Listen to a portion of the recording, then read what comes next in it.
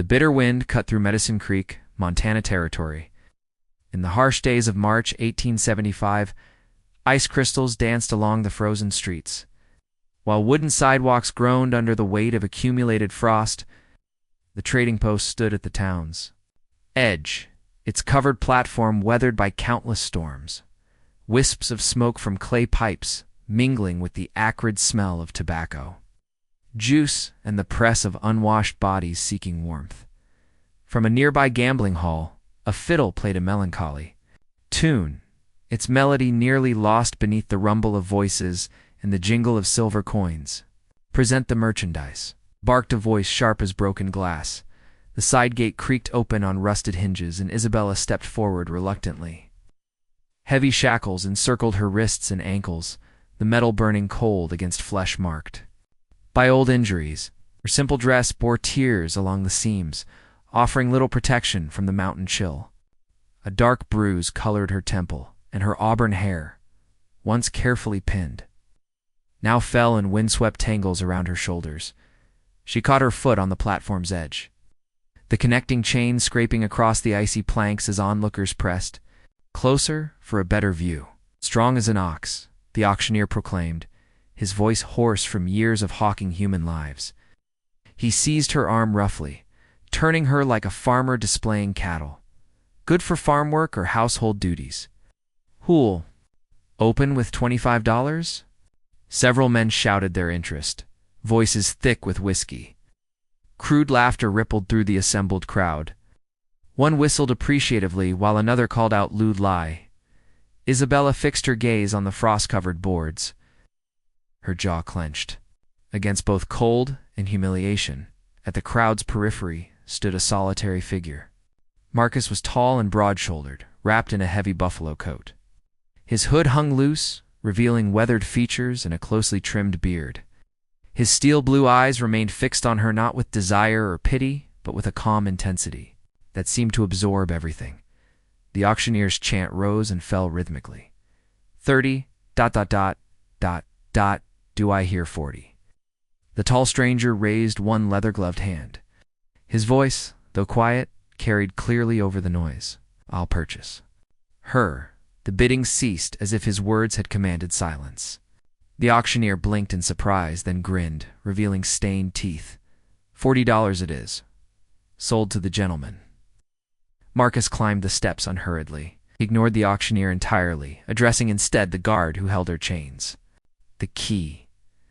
The guard hesitated but complied. Marcus inserted the iron key into the lock at her wrists. The shackle opened with a decisive click, falling away. He repeated the action at her ankles. The final length of chain dropped to the platform. With a resonant clang that silenced even the rowdiest spectators, Isabella raised her eyes to meet his for the first time. His gaze was steady, unreadable, patient, without speaking. He descended from the platform and walked through the parting crowd, toward snow-covered Main Street. His boots left deep impressions in the churned mud and slush. The wind caught his coat's fur collar, and soon his figure began to disappear into the swirling white curtain of snow. Isabella remained motionless, the cold biting where iron had pressed. The auctioneer had already moved to his next lot, shouting at the crowd, but his words seemed distant and meaningless. Her hands hung free at her sides. She stepped down slowly, each movement feeling dreamlike, and turned toward the street where he had vanished. Snow fell more heavily now, already obscuring his tracks. But she watched until the last trace of him dissolved into the winter storm. Deep in her chest, a small, unexpected warmth began to grow. She was free, and the man responsible had asked. Nothing in return. The wind hadn't diminished since the auction. Driving loose snow in stinging sheets down the deserted street, Isabella walked with her head bowed, arms wrapped tightly around herself. The crowd had dispersed two saloons and warm hearths, leaving only the squeak of swinging signs and the crunch of her boots on crusted ice. An elderly woman in a mended shawl emerged from a doorway as Isabella passed. "You appear famished, dear child." She pressed a chunk of rough bread into Isabella's palm. Before Isabella could respond, the woman shook her head and retreated inside. Shutting the door against the cold, Isabella stood alone, the bread coarse in her grasp. She broke off a piece, chewing mechanically without taste. She had no destination, no familiar name to seek.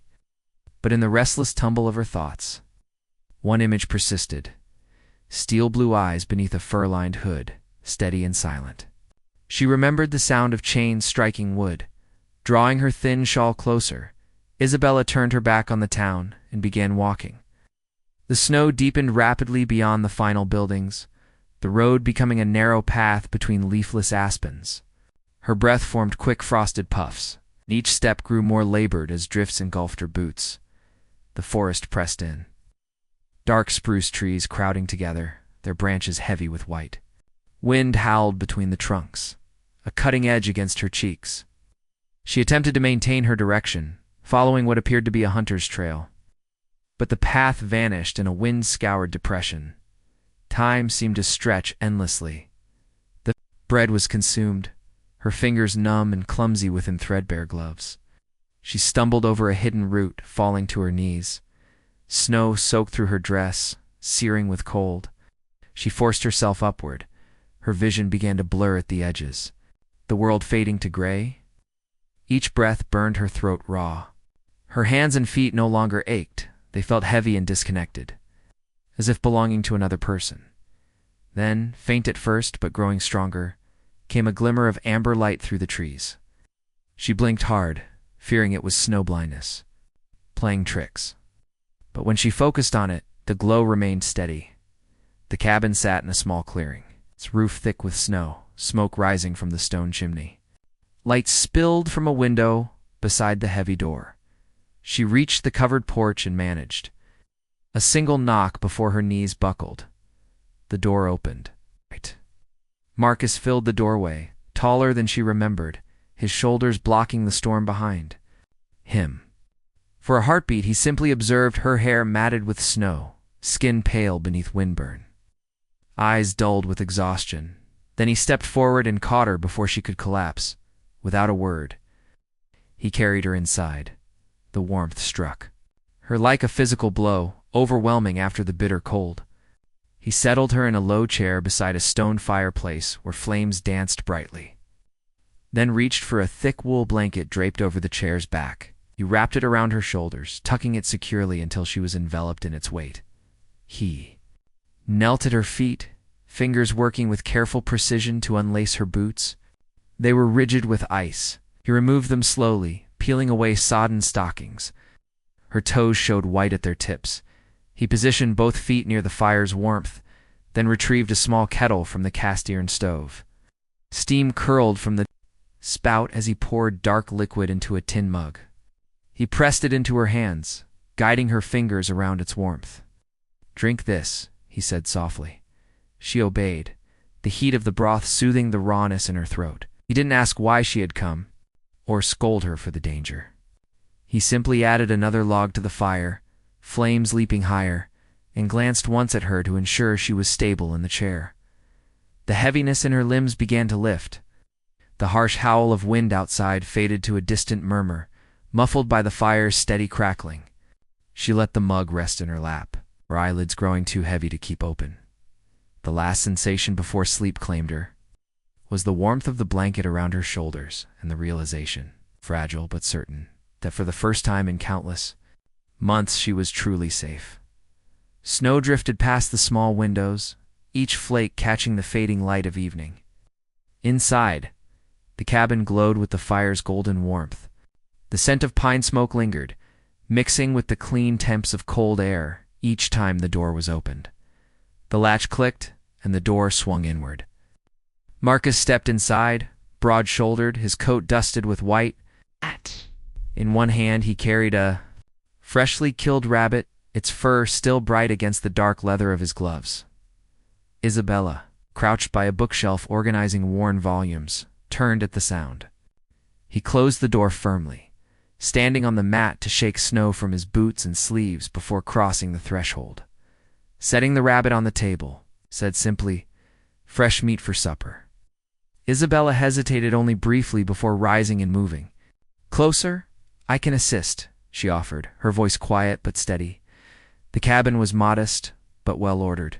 Solid plank table, several mismatched chairs, a rack of sharp knives mounted above the counter. Bundles of dried herbs hung from the ceiling, beams, their fragrance faint but pleasant. Marcus moved to the table, selecting a small curved blade. The skin must be removed in one continuous motion, he explained, holding the rabbit gently. He looked at her before placing it on the cutting board. May I guide your hands? She nodded, and he demonstrated how to grip the knife, how to draw it cleanly through the hide. His hands were large and work-roughened, but his touch remained light, directing rather than controlling. When her fingers wavered, he withdrew slightly, allowing her to attempt it alone. They worked side by side, her initial clumsiness gradually improving with each step. Sometimes their hands brushed brief, unplanned contact that neither acknowledged. Aloud, when the meat was prepared, Marcus measured coarse salt, cracked black pepper, and a pinch of dried herbs from a small tin. The aroma rose warm and sharp as they rubbed the seasonings into the meat. He placed the pot over the fire, the rabbit beginning to sizzle in shallow broth. Isabella watched flames curl around the iron vessel before asking, "Why did you leave that day at the auction?" For a long moment, the only sound was the gentle hiss of cooking. Marcus kept his attention on the fire. "Because you owed me nothing," he said finally. His voice was steady, almost quiet enough to be lost beneath the wood's crackling. No person should be indebted for their own freedom. The words settled between them, heavier than the silence that followed. Isabella felt something loosen inside her chest, an unfamiliar mixture of relief and gratitude. Marcus ladled tea from the kettle into a cup and placed it on the table, sliding it toward her until it was within easy reach. Later, when he brought in another armload of firewood, he stacked most of it near her chair so she wouldn't need to venture outside for more. They ate with the wind murmuring faintly against the shutters, the fire snapping in the hearth. Isabella took her first bite and smiled. "This is delicious," she said. Marcus gave a slight nod, a ghost of a smile crossing his mouth before fading again. The quiet that stretched between them was no longer tense, had become comfortable after the meal. Isabella gathered the dishes, washing them in a basin of warm water. Marcus wiped down the table, his movements unhurried, and the cabin was orderly again. She lingered by the hearth, warming her hands by the flames. "Good night," she said finally, the words soft but deliberate. Marcus paused in placing another log on the fire. He looked up at her, his expression unreadable, but his tone gentle. "Sleep peacefully, Isabella." I'll lay later. Lying beneath thick quilts, she listened to the wind singing through the trees outside. For the first time in years, the sound didn't make her flinch. The firelight painted gentle shadows on the walls. A safety reel and solid settled over her like a second blanket. Snow crunched beneath their boots as they moved deeper into the forest. The air was sharp, each breath forming small clouds. Marcus walked ahead, rifle ready, his eyes scanning the undergrowth for movement. Isabella followed several paces behind, carrying a canvas sack for traps and whatever they might gather along the way. They had been walking for over an hour, maintaining the steady rhythm of the hunt: step, pause, observe. Marcus crouched periodically to check a trap, resetting one, collecting the catch from another. Isabella knelt to gather kindling when possible, tucking small branches into her pack as she straightened from collecting a handful of pine cones. The sound reached her ears, low rumbling nearby. She froze. From between two massive pines, an enormous brown bear emerged, its thick winter coat bristling, its massive head swinging toward them. Marcus reacted instantly, raising his rifle. The sharp crack shattered the forest stillness, but the bullet only grazed past, splintering bark behind the animal. The bear roared and charged forward. "Marcus." Isabella's voice rang clear in the cold air. He was already reloading, but the bear was closing the distance too quickly. Isabella's gaze dropped. There in the snow, beside his last trap, lay the short-barreled pistol he had set down moments before. She dove for it, her gloves brushing snow from the grip as she brought it up with both hands. The bear was nearly upon them. She didn't hesitate, just aimed for the largest target she could seat, massive shoulder, and pulled the trigger.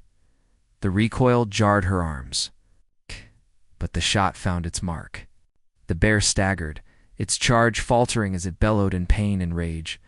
Marcus seized that moment, lifting his rifle again. His second shot was precise and final. The woods fell silent, except for the ragged sound of their breathing. Realized she was still gripping the pistol, her hands trembling slightly. Marcus stepped to her side, his own rifle lowered now. He looked at her for a long moment, snowflakes melting in his dark hair and on the rough line of his jaw. Placed a hand on her shoulder, not heavily, but steadily. "You saved both our lives," he said, and for the first time since she had known him. His mouth curved into a genuine, unguarded smile. The knot of fear in her chest dissolved. She had entered these woods believing herself merely an extra burden for him to bear. But now she felt something fundamental shift. She had acted decisively, and it had mattered. They stood there a moment longer, the bear lying motionless several yards away, the wind moving softly through the pines. Then Marcus took the pistol from her hands, checked it, and slid it back into his belt. "Let's head home," he said quietly, nodding toward the path back. Isabella followed, her steps lighter than when they had begun, the snow beneath her boots, no longer feeling quite so cold.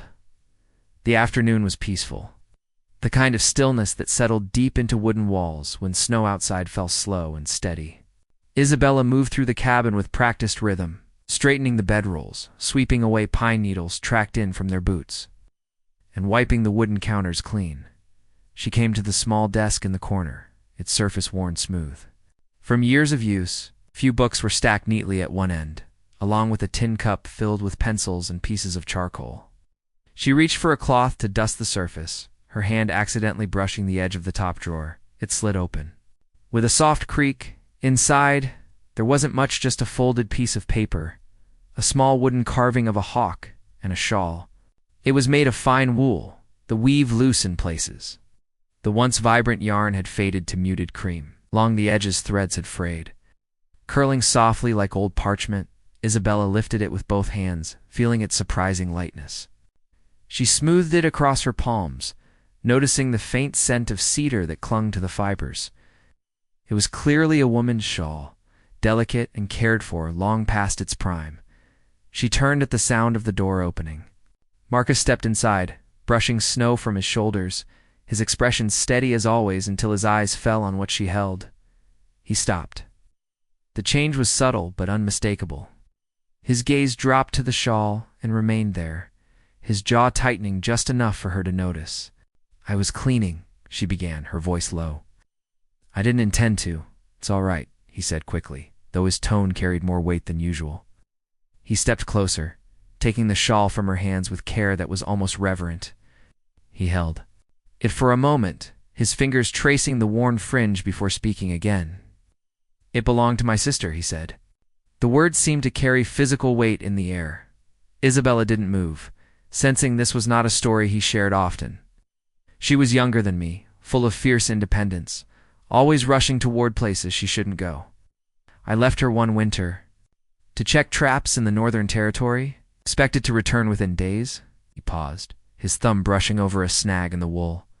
"When I came back, she was gone. Sold while I was away to a place in town where decent people don't go."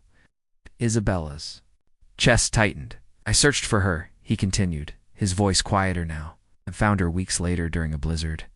She'd escaped, but the cold reached her before I could." The silence that followed was thick. The fire's crackling suddenly seemed loud in the small space. Isabella's eyes drifted to the shawl again, now cradled in his large hands as if it were something infinitely fragile. "She wore it every winter," Marcus said, almost to himself. "I kept it because it's all that remained." Isabella's mind filled with pieces she hadn't understood before. His appearance at the auction without hesitation, the immediate release of her chains, the careful distance he maintained. It wasn't simply kindness, it was a sacred promise. "You rescued me," she said softly. His eyes lifted to hers, and for a moment something unguarded flickered there. "I couldn't let it happen again," he said simply. She took a slow breath, the weight of his loss settling alongside her own. Without overthinking it, She stepped closer, her hand finding his, fingers brushing against the roughness of his skin. She didn't try to speak, there were no words large enough to encompass. What they both carried? The touch was enough. Marcus didn't pull away.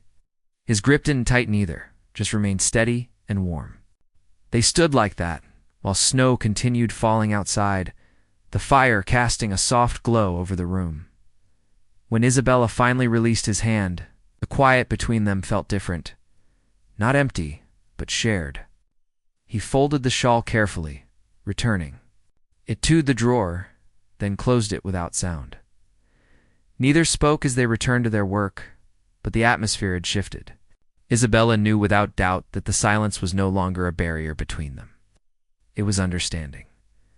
The night was cold enough to freeze breath in the air. The moon hung low, partially obscured by drifting clouds, its pale light spilling over the snow-covered ridge. Inside the cabin, the fire had burned down to glowing embers. Casting a dim orange glow across the room, Marcus was repairing a leather harness at the table when it happened. A sound, faint but distinct, cut through the stillness, the dog's bark. Then another. He froze. Isabella looked up from the quilt she was mending. "What is it?" He raised his hand for silence, his eyes narrowing toward the door. The barking grew closer, joined by the crunch of boots over hard snow too many for a single traveler. "They've tracked us down," he murmured. He rose, moving with deliberate quiet to the weapon rack. From it he took his Winchester and checked the chamber. Then he crossed to the window and extinguished the lamp, plunging the cabin into shadow.